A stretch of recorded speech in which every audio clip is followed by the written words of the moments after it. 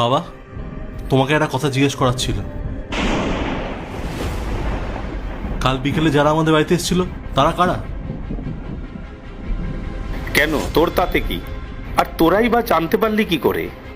বাবা, আমি দেখেছিলাম, আমি দাদাকে বলেছি।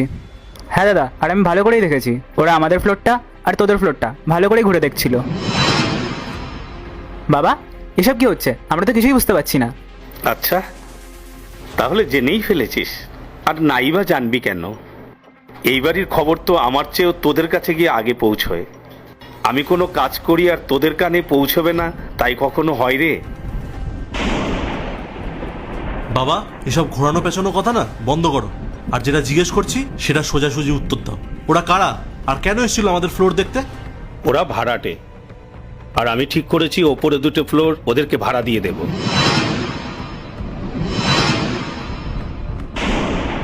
কি ভাড়া দেবেন? বাবা, আপনি আমাদের কথা একবারও না ভেবে ভাড়া দেওয়ার কথা ভাবলেন কি করে? বাবা, আপনি নিজেকে কি মনে করেন? আমরা এই বাড়ির বউ, আমাদের পারমিশন নেওয়ার প্রয়োজনটুকু মনে করলেন না? বাড়ির মালিক বলে কি যা ইচ্ছা তাই করবেন? হ্যাঁ, আমি মালিক, এ বাড়ি আজও আমার। আমি ভাড়া দেব না বিক্রি করব সেটা ঠিক করব আমি। তোদের তাতে কি? আর তোরা কে আমাকে প্রশ্ন করার? আপনার নামে বাড়ি আছে বলে কি আপনি যা খুশি তাই করবেন? অন্তত একবার জিজ্ঞেস তো করতে পারতেন। আমরা তো এই বাড়িতে থাকি, আমাদের কি এখানে কোনো অধিকার নেই? আমার কারো কাছে কোনো কৈফিয়ত দেওয়ার প্রয়োজন নেই, কারণ বাড়িটা আমার আর সিদ্ধান্তটাও আমার। তোদের কারো কোনো অধিকার নেই আমাকে প্রশ্ন করার। বাবা, আমরা কি এমন করেছি যে তুমি আমাদের উপর রাগ করে আসো আর এইরকম ব্যবহার করছো?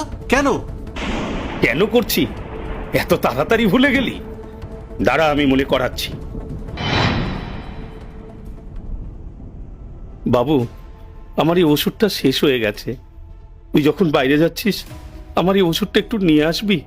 সারাদিন শুধু শরীর খারাপের বাহানা, ভালো লাগে না।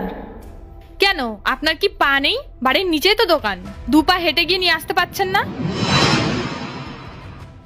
আসলে মা, তেমন কিছু না। আমি তো আর বাইরে বেরোতে পারি না, তাই ভাবলাম ইন্দ্র যখন বাইরে যাচ্ছে আসার সময় নিয়ে আসতো। ও বাইরে যাচ্ছে তো কি হয়েছে? আপনি কি মনে করেন ও সবসময় আপনার কাজের জন্য ফ্রি হয়ে বসে আছে? শোনো, এসব বাজে কথা ছাড়ো তো। আমাদের বেরোতে হবে, আমার বন্ধুরা আসছে। চলো এখান থেকে। চলো।